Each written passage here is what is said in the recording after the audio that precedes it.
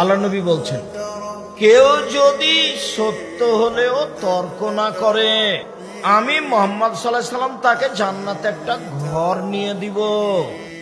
কেউ যদি মজাক করে হলেও মিথ্যা না বলে, আল্লাহর নবী তাকে একটা জান্নাতে ঘর নিয়ে দিবে। যে তার চাল চলনকে ভালো করলো, সদাচরণ করলো, আমি মুহাম্মদ সাল্লাল্লাহু আলাইহি সাল্লাম তাকে জান্নাতুল ফেরদাউস নিয়ে দেব। তাহাজ্জুদ পড়ে জান্নাতুল ফেরদাউস পাওয়া যায় না, জান্নাত পাওয়া যেতে পারে। হজ করে জান্নাতুল ফেরদাউস পাওয়া যায় না, জান্নাত পাওয়া যেতে পারে। সালাত আদায় করে জান্নাতুল ফেরদাউস পাওয়া যায় না, জান্নাত পাওয়া যেতে পারে। তাসবিহ তাহলিল জিকরাজ করে, কোরআন তেলাওয়াত করে জান্নাতুল ফেরদাউস পাওয়া যায় না, জান্নাত পাওয়া যেতে পারে।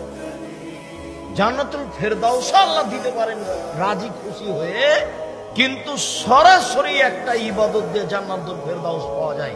বলতো সেটা কি? সদাচরণ।